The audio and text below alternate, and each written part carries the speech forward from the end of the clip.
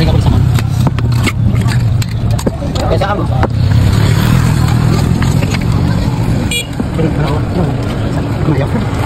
Siargao in September 2025.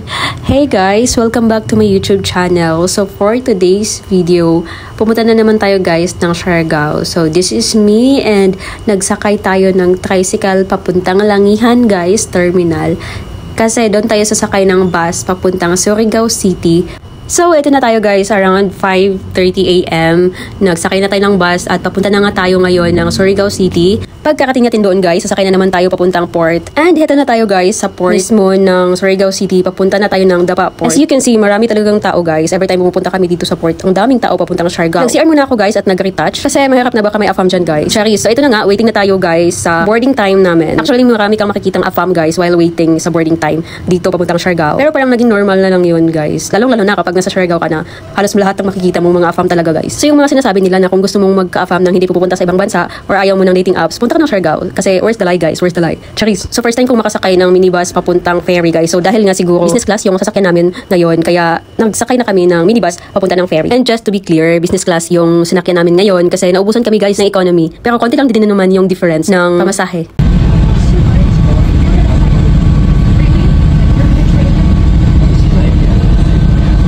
Still sleepy but duty calls kaya we're heading to Siargao for field work naman to guys, not vacation. And yes, sleepy pa talaga ako kasi ang aga kong gumising like 2 AM para mag-prepare kasi nga 4 AM yung pag-alis ko sa boarding house. Iba din talaga kapag business class yung sinakyan mo no compared to economy. Hindi ko naman sinasabi na ano ha, pero mas comfortable kasi for me ang business class kahit hindi ka nasa window seat guys, mas comfortable siya for me ha. And also super konti lang talaga yung difference ng pamasahe guys, like nasa 100 plus lang yung difference ng economy at ng business class dito sa ferries sa Siargao. Correct me if I'm wrong guys and comment below sa mga suggestions nyo. We're finally here guys in Dapa Port, in Dapa, Surigao del Norte, Siargao Island, and naglalakad lang kami palabas ng port guys. So tingnan nyo muna yung makikita nyo pagkarating nyo dito sa Siargao. Guys, it's the legendary Siargao poster. So huwag kalimutang magpa-picture talaga dyan guys. Hindi pa ako nakapag-picture dyan guys. Maybe next time. Pero you have to take a picture dyan guys para alam ng lahat na nakarating ka na talaga ng Siargao. Naglalakad na kami guys kasi naghahanap na kami ng motor na marerentahan.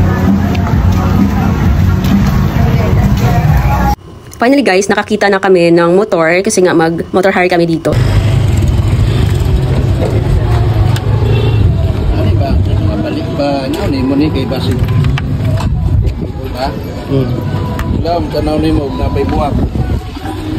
Guys, papunta na kami ng Pilar, Surigao del Norte, Siargao Island. And it's very important guys na mag-motor hire kayo kasi walang mga multi-cab dito or jeep. Mas makakasave kayo guys kapag meron kang kasama or ikaw marunong kang mag-drive ng motor guys. Anyway, sasabihin ko naman sa inyo sa next vlog lahat ng mga nagastos ko guys. As in, start hanggang sa nakauwi kami.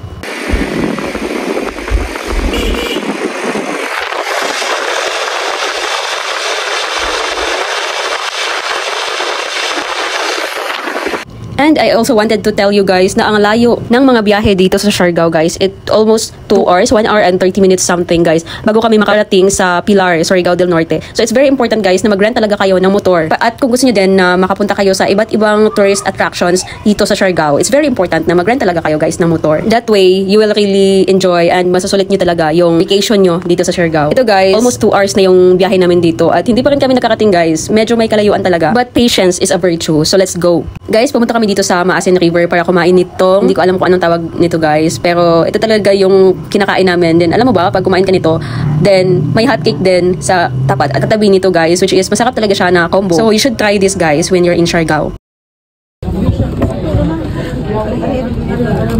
Kamutan ramen ba?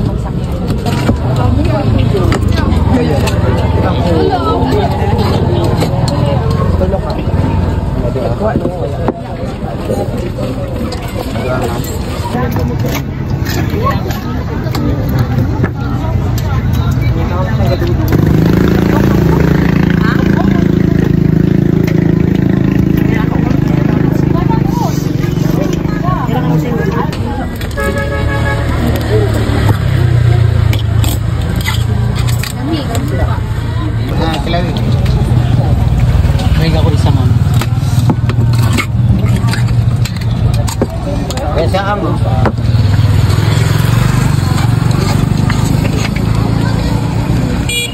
Jadi mana ko? Sino mana? Isa.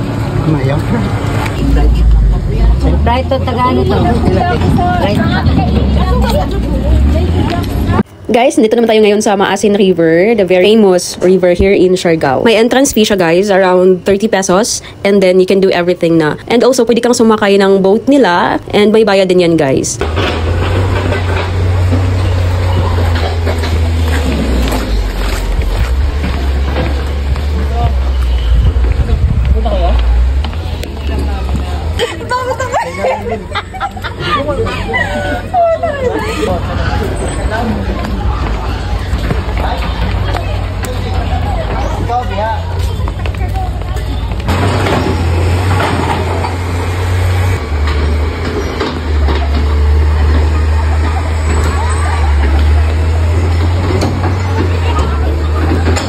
And for now guys, pabalik na kami kasi 5 PM na and mag-dinner na kami guys later. And ang travel time namin dito guys is almost 1 hour. Ganun kalayo talaga yung mga biyahe dito guys.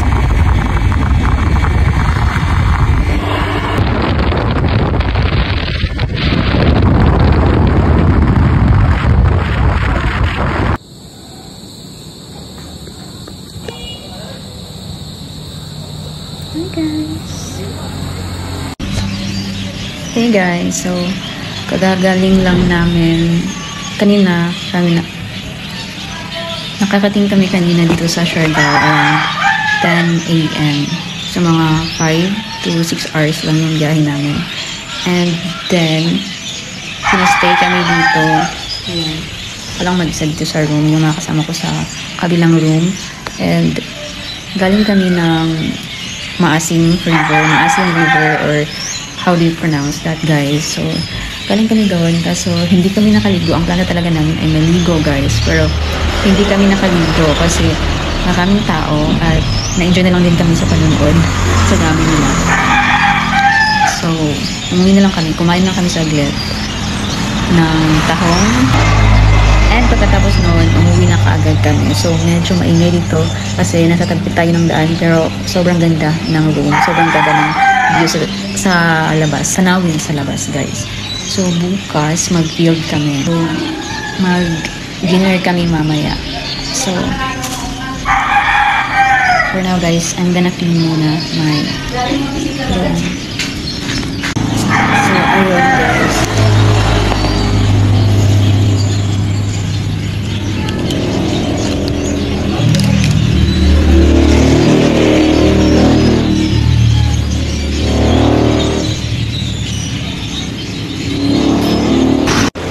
Let's turn on the light, guys.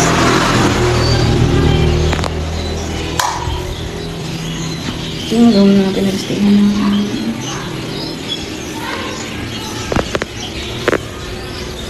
So, we're here in Siargao. Guys, nag-dinner na kami at sobrang sarap talaga ng pagkain guys. May lechon pa guys and also may dessert. Kasi may nag-birthday doon sa pinag-stayhan namin kaya doon na kami pinakain. At sobrang sarap talaga guys ng mga pagkain nila.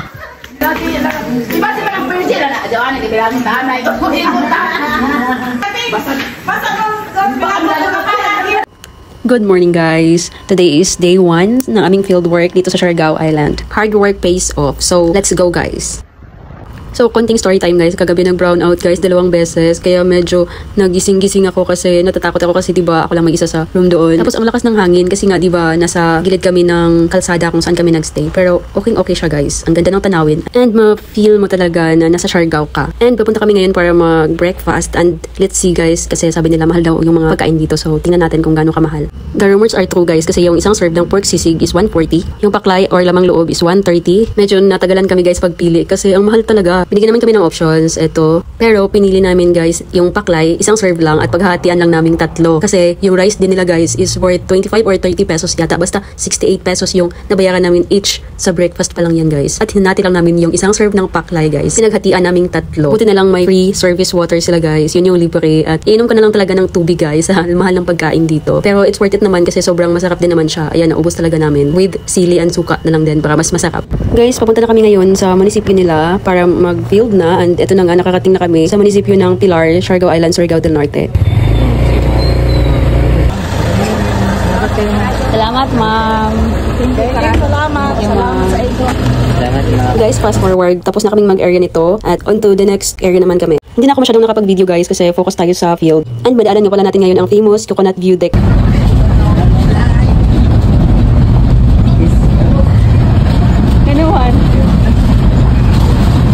Ito tayo guys, kinakaya ang lahat kasi carry bells naman lahat lalo na dito sa Siargao. And also guys, hindi ko na i-video lahat. So ito pauwi na kami kasi tapos na yung field work namin for today. And ito tayo nakasakay ng motorcycle guys. Kasi we have to transfer to another municipality guys. The municipality of San Isidro, Siargao Island, Surigao del Norte.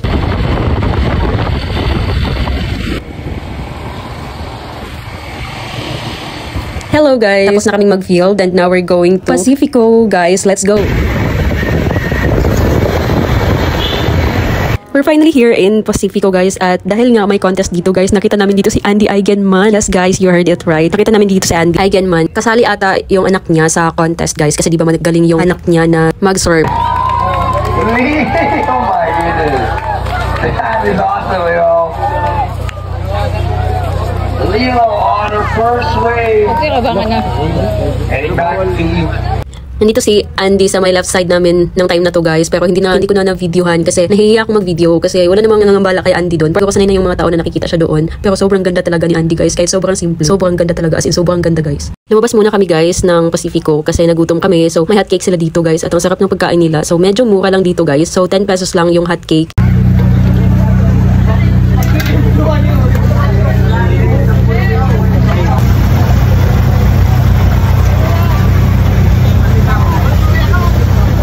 right, red, a 6.25 on your last wave, a 6.25.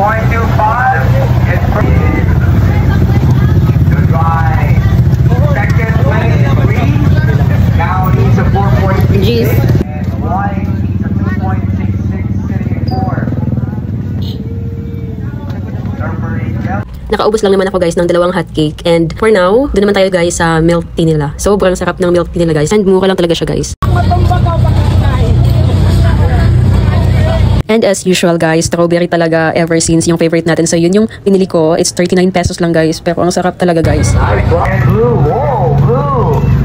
Head tipped by blue. White, split feet. Blue. Hit it. Remaining. Blue. Hold on to it. 10 seconds. 5, 4, 3, 2. Give them a big round of applause. Awesome. So guys, maliligo na kami dito sa Pacifico. So first time naming makapunta dito sa Pacifico at first time din naming maligo dito ngayon. Wide. Paddle wide. You got the ladies to paddle or caddies to paddle wide. Thank you. Thank you.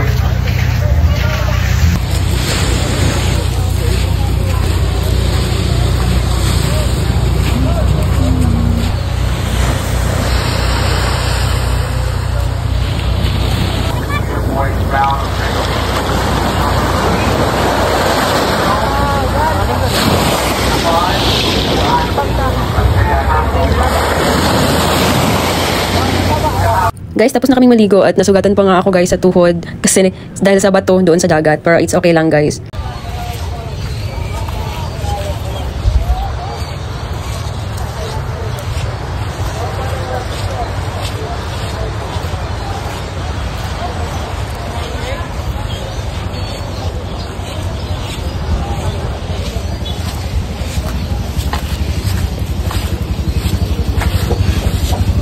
Ngayon, babalik na kami sa gistayhan namin. And guys, masyado nang mahaba itong vlog na to. So, see you sa part 2. And baka may part 3 pa guys kasi sobrang nagtagal kami sa Siargao. So, thank you so much for watching guys. And see you on part 2 and part 3 and on my next videos guys. Bye!